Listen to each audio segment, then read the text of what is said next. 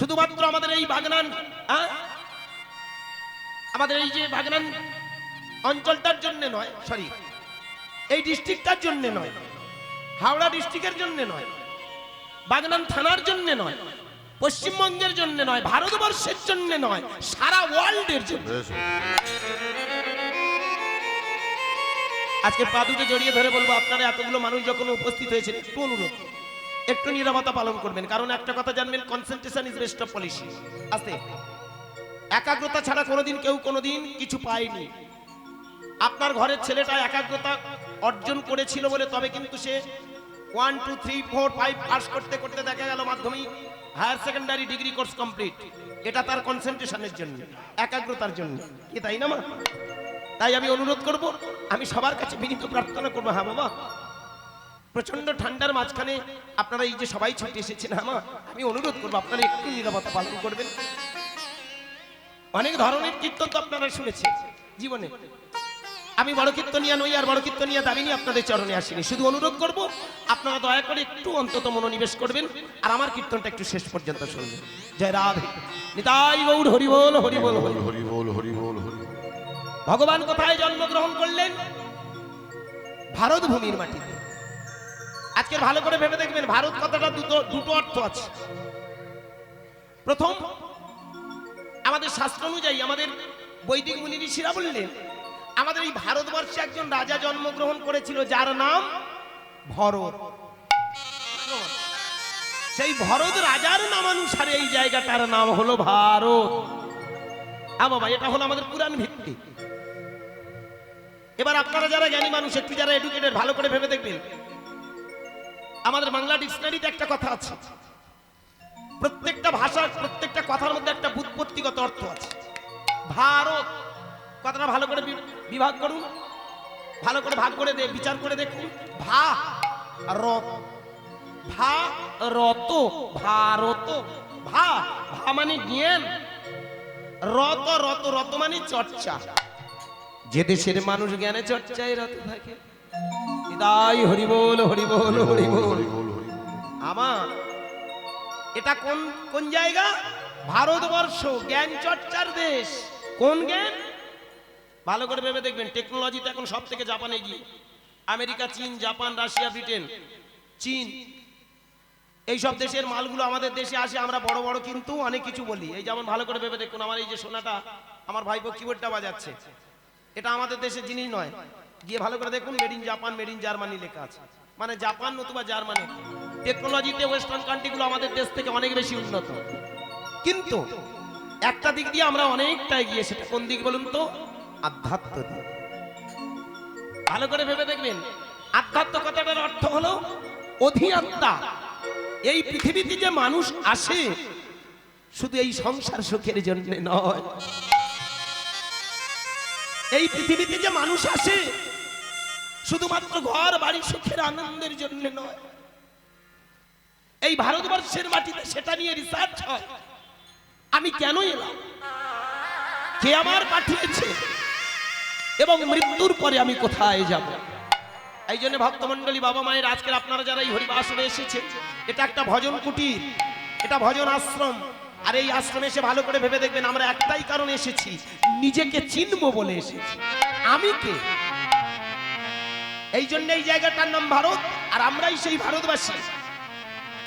আমাদের যারা মহান, আমাদের যাদেরকে আমরা ভগবান বলে পূজা করছি, দেবতা বলে পূজা করছি, তারা বললেন এই ভারতবর্ষের মানুষ নিজেকে চেনার জন্য সাধনা করেন। সেটা কি?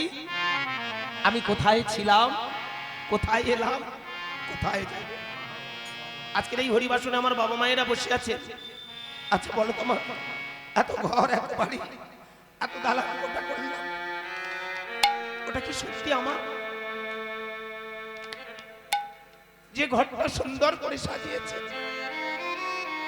ওই সাজানো বাগানটা তো আপনার। এত বড় একটা বিশাল মাঠ আপনি কিনেছেন, আপনার ব্যাংকে কয়েক কোটি টাকা আছে, কিন্তু জ্ঞানী মহাজনেরা বললেন এই ধন, এই সম্পদ, এই মান, এই প্রতিপত্তি, এরা কেউ তোমাকে ধরে রাখতে পারবে না। আজ না হয় দুদিন পরে সবাইকে চলে যেতে হবে। আজ এই হরিবাসরে আপনারা যারা এসেছেন, আমার মায়েরা, বাবা বলুন তো, এখান থেকে আমরা ঘরে ফিরবো এমন গ্যারান্টি আছে কি? আমি আপনাদের সামনে হরি কীর্তন করতে এসেছি, এখান থেকে যে আমি আমার ঘরে ফিরে যাবো এমন কোনো গ্যারান্টি আছে? এখানে আপনারা এসেছেন হরি নাম শুনতে, বাড়িতে ফিরতে পারবেন এমন গ্যারান্টি আছে কি?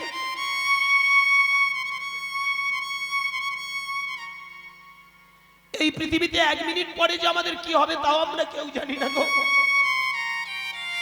কেহ মরে 10 মাসে, কেহ মরে গর্ভবাসে, কেহ ভূমি পরশ করি মাত্র। যারা পৃথিবীতে এসেছে সবাই কিন্তু মরতে এসেছে, বাঁচতে আসে। তাই আমরা যারা পৃথিবীতে এসেছি আমাদের একটাই উদ্দেশ্য থাকবে, কোথায় ছিলাম, কোথায় এলাম, কোথায় যাব। এই যে একটা সুন্দর গান আছে আপনাদের চরণে নিবেদন। জীবনের মানে যে জন না জানে, ঘুরে মরে অকারণে।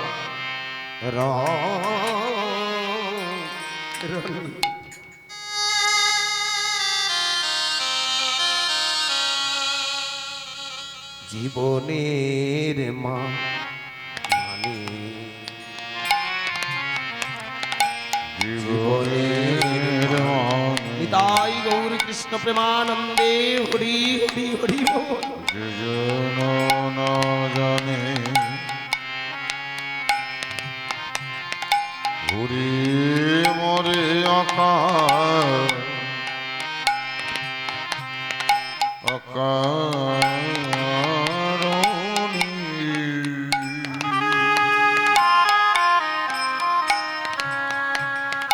জীবনের মানে ভজরে মন গৌরাঙ্গ চরণ, ভজরে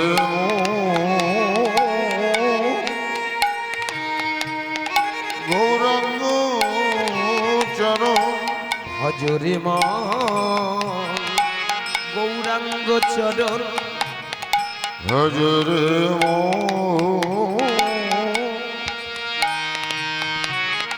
গৌরাঙ্গ চরণ। ধ্যানে রাখো তারি সজনী,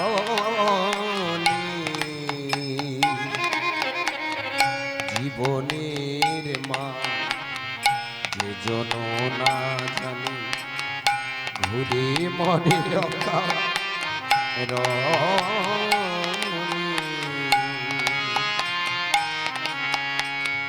জীবনের মানে। নিতাই গৌর কৃষ্ণ প্রেমানন্দে ভজরে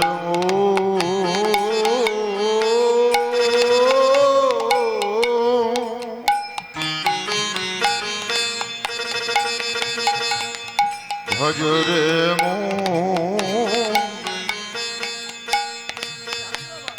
শ্রী গুরুর চরণ। ধ্যানে রাখো তারে সযতনে।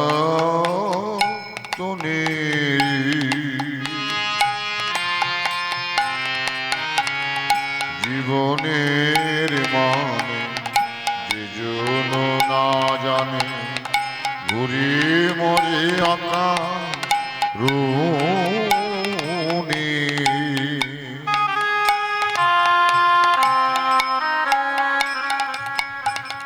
জীবনের মানে। জ্ঞানী মহাজনেরা বললেন, ভেবে দেখেছো কোনোদিন তুমি নিজেকে? কোথা বা ছিলে, কোথা বা এলে, কোথা বা যাইবে, ভেবেছো কি কোনো কালে? তুমি কোথা বা ছিলে,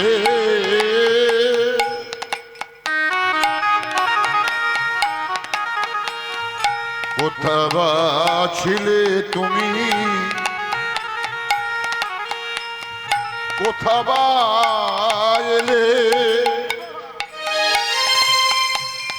কোথা বা যাইবে ভেবেছ কি কোনো কালে কোথা বা ছিলে কোথা বা এলে দুদিন পরে কোথা বা যাইবে ভেবেছ কি কোনো কালে তুমি কোথা বা ছিলে তুমি কোথা বা এলে কোথা বা যাইবে ভেবেছ কি কোনো কালে স্রষ্টার নব এ নব সৃষ্টি স্রষ্টার নব এ নব সৃষ্টি স্রষ্টার নব এ নব সৃষ্টি স্রষ্টার নব এ নব সৃষ্টি কৃষ্টির মহানা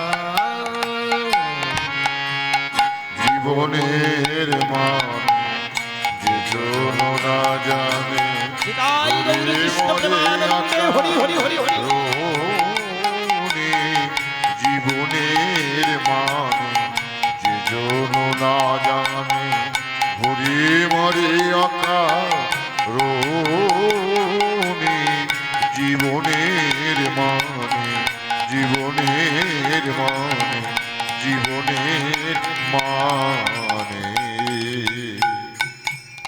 কিসেরই আশায় কিসেরই নেশায় এটা আমার ঘর এটা আমার বাড়ি এ জায়গা আমার এ টাকা আমার ভালো করে যদি আমরা ভেবে দেখি যেদিন আমাদের চিরকালের মতো জয়ন্তটা বন্ধ হয়ে যায় আমাদের ভিতরের মানুষটা যেদিন বেরিয়ে যায় সেদিন ভালো করে লক্ষ্য করে দেখবেন কত আশা নিয়ে আমরা এসেছিলাম সব কিছু নিঃশ্বাস হয়ে যায় জ্ঞানী মহাজনেরা বললেন একবার ভেবে দেখেছ কিসেরই আশায় কিসেরই নেশায় পেয়েছো কি তুমি পথেরই দিশা কিসেরই আশা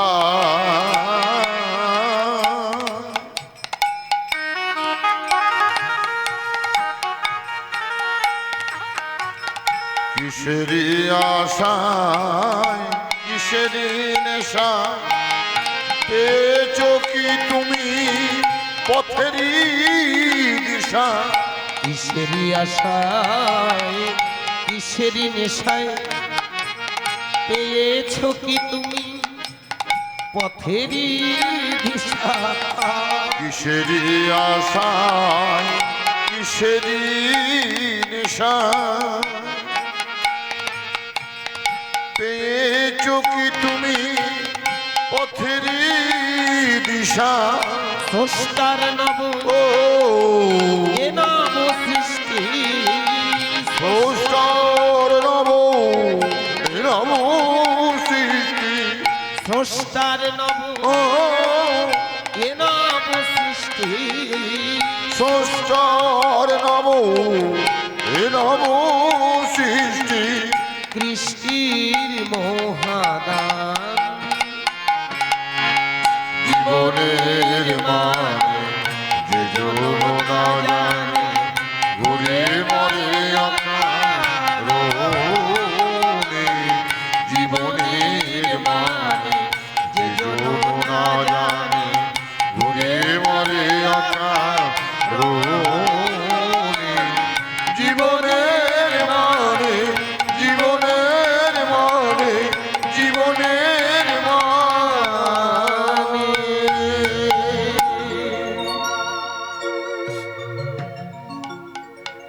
জীবনের মানে যে জন না জানে ঘুরে মরে অকারণ গয়া কাশী বৃন্দাবন মথুরা প্রয়াগ দ্বারাবতী কঙ্কল অযোধ্যা মঠ মন্দির মসজিদ গির্জা আমরা যে যে জাতের মানুষ হই না কেন যতই ঘুরে বেড়াই না কেন, যদি আমরা পথের দিশা না পাই তাহলে কোনোদিন আমাদের এই পৃথিবীতে আসা সার্থক হয় না। নদিয়ার চাঁদ নিমাইয়া এলেন, তাই ভালো করে মন দিয়ে শুনবেন। তিনটে তিথির সমন্বয়, তিনটি কাজের জন্য, তিনটি কাজ সুন্দর করে রক্ষা করার জন্য, মানুষের ভিতরে তিনটি চোখ তৈরি করে দেবার জন্য। এই কথাগুলো প্রত্যেকটা হরিবাসরে আমি আজকে বেশি বেশি করে বলতে চাই। লীলায় আমি যাব, আমার মায়েদের সংখ্যা বেশি, আমি বুঝতে পেরেছি এখানে আপনারা লীলা শুনতে পছন্দ করবেন। তবে আমি শুধু লীলার কীর্তনিয়া নই, আমি চাইবো এসেছি যখন আপনাদের কিছু একটা দিয়ে যায়। অনেক কষ্ট করে আপনারা অর্থগুলো আমাকে এক জায়গায় জড়ো করেছেন, কয়েক ঘন্টার মধ্যে আমি ফাঁক করে চলে যাব। আমি চাইবো আপনাদের কিছু দিয়ে যায়, একটু মন দিয়ে শুনবেন। তিনটি কাজে তিনটি ঋণ করেছিল ভগবান গৌরাঙ্গ মহাপ্রভু। কোন যুগে? খুব মন দিয়ে শুনবেন। দ্বাপর যুগে ভগবান কৃষ্ণ রাধারানীর কাছে ঋণ করেছে। ঋণটা কি? রাধারানী বসে বসে চোখের জল ফেলছে, আর এমতো সময় ভগবান কৃষ্ণ সেইখানে এসে দাঁড়িয়ে। ভগবান কৃষ্ণ রাধারানীর দিকে তাকিয়ে বলছে, রাধে, তোমার ওই দুটো নয়ন জলে যে বুকটা ভাসিয়েছ কিসের জন্য? মৃন্ময় প্রতিমূর্তির মতো বসে বসে কাঁদছে। রাধারানী কোনো উত্তর প্রত্যুত্তর নেই। হঠাৎ ভগবান কৃষ্ণ জিজ্ঞাসা করছে, আচ্ছা রাধে, তুমি বলতে পারবে তুমি আমার জন্য কেন ঘর সংসার ছেড়ে ছুটে আসো? বলতে পারো তোমার এই প্রেমের মধ্যে কি আছে, তোমার এই ভালোবাসার মধ্যে কি আছে? আর বলতে পারো তুমি এই যে বিভোর হয়ে কেন ছুটে আসো? রাধারানী ভগবানের দিকে তাকিয়ে তাকিয়ে শুধু দুটো নয়ন জলে বুক ভাসালো। প্রেম লিখে বললেন, আত্মেন্দ্রিয় প্রীতি ইচ্ছা ধরে কাম নাম, কৃষ্ণেন্দ্রিয় প্রীতি বাঞ্ছা ধরে প্রেম নাম। মায়েরা ভালো করে যদি আমরা ভেবে দেখি, আমরা যে প্রেমটা করি ওটা প্রেম নয়। আজকের ভালোবাসলাম, কাল আস্তে আস্তে আউট। ভালো করে ঠান্ডা মাথায় যদি আমরা ভেবে দেখি, আমরা যে প্রেম করি সে প্রেমটা ক্ষণস্থায়ী, দীর্ঘস্থায়ী হয় না। একজন বাঁশ বাগানের গোড়ায়, একজন কলা বাগানের গোড়ায় বসে বসে দুজনে প্রেম করছে, আদলা ইট নিয়ে। বলুন এখনকার যা কায়দার প্রেম, আই লাভ ইউ, আমি তোমায় ছাড়া বাঁচব, বিশ্বাস করুন, বিশ্বাস করো, আমি কলা গাছের গোড়ায়, কলা গাছ ভিজে গেছে, আমার চোখের জলে এমন অভিনয় করে মনে হয় যেন আহারে কত প্রেমের প্রেমিক। ওদিকে বাঁশ বাগানে বসে বসে বলে, বিশ্বাস করো তুমি না হলে আমি বাঁশ গাছের গলায় ধরে দেব, আমার মনে হয় বেশিদিন লাস্টিং হবে না, তুমি আমায় বলো না ভালোবাসো। লাস্টে দুজনে দুজনার ভালোবাসা, I love you, I love you, I love you. বাড়ির এ বাড়ির বাবা মা ও বাড়ির বাবা মা মিটিং করে বলে, না বাবা যেভাবে চলছে, না বাবা তাড়াতাড়ি এদের আবার হিলে ব্যবস্থা করে দিন। বিয়ে হয়ে গেল। যেই বিয়ে হয়ে গেল, বিয়ের রাত থেকে এবার ভালোবাসা কারে বলে ফুটে উঠছে। কি গো, বিয়ের আগে তুমি কলা বাগানে বসে বসে বলেছিলে একটা আইফোন কিনে দেবে, খবর কই? স্টার্ট হয়ে গেল। কি ভালো করে ভেবে দেখুন, আস্তে আস্তে দেখা গেল দুজনের মধ্যে ভালোবাসাটা সিঁড়ি ধরাধরি। কি কিছুদিন পরে এইবার টিকু টিকি শুরু হয়ে গেল। এর টিকি ও ছেড়ে ওর টিকি, এ ঝাঁটা ধরে ওর জুতো। তারপরে বলে, না এ দরকার নেই, এ সংসার আর আমাদের হবে না, চলো যাই দুজনে মিলে। আগে ছিল আই লাভ ইউ, তারপরে এলো আই হেট ইউ। এইবার সুর করে বলে, চলো দুজনে আমরা চলে যাই, মালামা তোমার হওয়া ভালো নয়, সোজা আদালতে গিয়ে দুজনে একটা সার্টিফিকেট বের করে নিয়ে আসে। তুমি সই করো, আমি সই করি, মাঝখান থেকে হয়ে গেল একটা দেয়াল। ভালোবাসা কারে বলে জানেন? এই হলো বর্তমানের ভালোবাসা, এখানকার ভালোবাসা।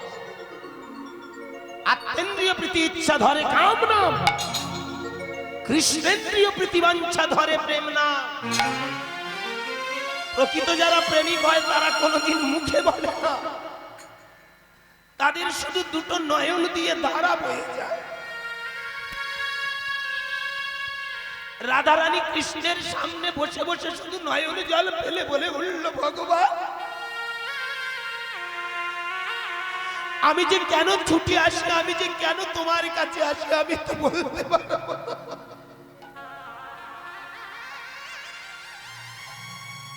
ভগবান কৃষ্ণ বলে উঠলেন, কইছন তুয়া প্রেমা, কইছন মধুরিমা, কইছন প্রেমা তুয়া ভোর, এ তিন বাঞ্ছিত ধন ব্রজে না হইল পূরণ, ভাবিয়া না পাইল। রাধে, তোমার এই নির্মম প্রেম, তোমার এই ভালোবাসা, তুমি এই যে ছুটে আসো আমার কাছে তোমার এই প্রেম ঋণ পরিশোধের জন্য, আমি আগত কলিযুগে তোমারই অঙ্গ কান্তি আমার অঙ্গে ভাগবো। আমার ভিতরে থাকবে কৃষ্ণ, বাইরে থাকবে রাধা, আমি দুই তনু একত্রিত হয়ে আমি হব ঘোড়া। আমি সেদিন জগতের মানুষকে শিখিয়ে দেব রাধা প্রেম, কেমন করে প্রেম করতে হয়। আজকে ভালো করে ভেবে দেখবেন মায়েরা, আপনারা যারা ভাবের জগতে গেছেন, ঠাকুর ঘরে বসে বসে যখন আপনি একাকী বসে থাকেন, কখন যে নয়ন দিয়ে ধারা বয়ে যায়, কখন যে অন্তরটা বিগলিত হয়ে যায়, আপনি নিজেও ভাবতে পারেন না। এটা কে শিখিয়েছে? নদিয়ার নিমা। হরে কৃষ্ণ কৃষ্ণ কৃষ্ণ হরে হরে, হরে রাম রাম রাম হরে হরে। শিখিয়ে দিয়ে গেল নদিয়ার চাঁদনী মাই, কেমন করে রাধা রানী কৃষ্ণকে যেমন ভালোবেসেছিল, তোমরা হলে রাধা। আজকের ভক্তমন্ডলী বাবা মায়েরা এখানে ভালো করে মন দিয়ে শুনবেন। আজকে লীলায় যাওয়ার আগে একটু অন্তত ভিতটা গড়ি, কারণ আমি হঠাৎ করে একটা বিল্ডিং যদি হাঁকিয়ে দিয়ে যাই আর ভিতটা যদি নড়বড় করে রেখে যাই, তাহলে বিষয়টা অন্যরকম হয়ে যায়। আমি ব্যবসায়ী কীর্তনিয়া নই। আস্তে, আপনারা যারা আমার ইউটিউব ফলো করেছেন নিশ্চয়ই দেখেছেন, আমি পাংচুয়াল টাইম ধরে যে 3 ঘন্টা গিয়ে চলে যাব, তারপরে হরিবাসন স্থানে যাক। আমি চাইবো আপনাদের কাছে এসেছি যখন, আপনারা রক্ত ঝরিয়ে পয়সাগুলো যখন আমাকে দিতে চাইছেন, আমি কিছু দিয়ে যাব। রাধা, রাধা মানে সেই রাধা নয়। রাধা কথাটার অর্থ হলো আমরা সবাই হলাম রাধা। কি বাবা, রাধা নই? কিরকম রাধা? রাধা, বারবার উচ্চারণ করুন, রাধা রাধা রাধা রাধা রাধা রাধা রাধা। আমরা সবাই কিন্তু তার ধারাপাত দিয়ে এসেছি। ভগবানের বামঙ্গ থেকে সৃষ্টি হয়েছিল রাধা, তাই তো? যেমন মায়েরা ভালো করে ভেবে দেখবেন, আপনাদের স্বামীরা হলো ডানঙ্গ আর আপনারা হলেন বামা। আমাদের শাস্ত্র বলছে রাধারানী ভগবানের বামঙ্গ থেকে সৃষ্টি হয়েছিল। এটা যারা বিষ্ণু পুরাণ পড়েছেন তারা নিশ্চয়ই জানবেন, ভগবানের বামঙ্গ থেকে রাধারানীর জন্ম হয়েছে। ঠিক তেমন এটা শুধু রাধার ক্ষেত্রে নয়, আমরাও সবাই যদি ভেবে দেখি, এই সংসারে কিন্তু আমরা পুরুষটা হলো ডানঙ্গ আর বামঙ্গটা হলো রাধা। যতক্ষণ না একটা নারী বিবাহ হচ্ছে ততক্ষণ সে স্বয়ং সম্পূর্ণ নয়। কি বলুন? যেদিন থেকে বিয়ে হয় তখন আমরা তাদেরকে কি বলি? ওর বউ। মানে আস্তে, ও বিবাহ করেছে, ওর স্ত্রী। ভালো করে, স্ত্রী মানে স্ত্রী নয়। আসলো আর ঠেলে দিল, দাও এটা দাও ওটা দাও, ভাঁজ পড়ে যাবে না, যেন ভাঁজ পড়ে না যায়। রাগ করবেন না। এখন বর্তমানে যা স্ত্রীদের চাহিদা, তাতে করে দেখা যায় একটা পুরুষের কপালে ভাঁজ ছাড়া অন্য কিছু পড়ে। বলাটা হয়তো ভারী হয়ে গেল, ক্ষমা করবেন, ভালো করে ভেবে দেখবেন। স্ত্রী কথাটার অর্থ হলো যাহা অর্ধেক অংশ বিশেষ। এই জন্য আরো একটা বাংলা গোদায় বলা হয় বামা। বামা মানে কি? আস্তে, বামা শব্দের অর্থ হলো বাম অঙ্গ। শুধু তাই নয়, সেদিন থেকে সেই মেয়েটা হয়ে যায় সহধর্মিণী, ধর্মপথের সাহায্যকারিণী, তাই তার নাম সহধর্মিণী। দেখেছেন কতগুলো ব্যাখ্যা আছে। আজকের এখানে হরিবাসরে আপনারা মায়েরা যারা এসেছেন ভালো করে ভেবে দেখবেন, তাহলে ভগবানের অংশ থেকে যদি রাধার জন্ম হয়, আমরা কারা? নদিয়ার নিমাই চাঁদ হরিনামটা দিয়েছিল ওই খিচুড়ি খাওয়ার জন্য নয়, নদিয়ার নিমাই চাঁদ হরিনামটা দিয়ে গিয়েছিল আমাদের বগল বাজিয়ে একটু হরিনাম করে আনন্দ পাওয়ার জন্য নয়। খুব ভালো করে মন দিয়ে শুনবেন, এতদিন অনেক বড় বড় কীর্তনিয়ার মুখে হরিনাম শুনেছি, আমি আবার বলবো আমি বড় কীর্তনিয়া নই, আর দাবি নিয়ে আপনাদের চরণে আসিনি। আমি অনুরোধ করবো আমার কথাগুলো একটু বোঝার চেষ্টা করবেন। নদিয়ার নিমাই যে হরিনামটা দিয়েছিল, হরিনামের সাথে সাথে আমাদেরকে চিনতে শেখায় আমরা কারা। ভালো করে ভেবে দেখুন, ভগবানের বামাঙ্গ থেকে যেমন রাধার জন্ম, এই পৃথিবীতে এখানে আমরা যারা এসেছি সবাই কিন্তু ভগবানের বাচ্চা। ভগবান, আপনারা ভগবান খুঁজতে মঠ মন্দিরে যান, আপনারা ভগবান খুঁজতে দেবদেবীর কাছে যান। নিমাই চাঁদ সেইখানে দাঁড়িয়ে বললেন ভুল হলো, তোমরা নিজেদেরকে চিনতে পারোনি বলে তাই তোমরা শুধু দেবতাদের কাছে মাথা ঠুকছো। ওরা দেবতা কেন হয়েছে জানো?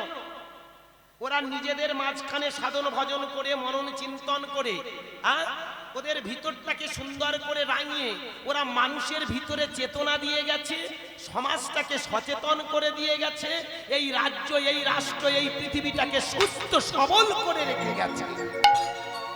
তাই এদেরকে বলা হয় ভগবান। ওরা কর্ম করে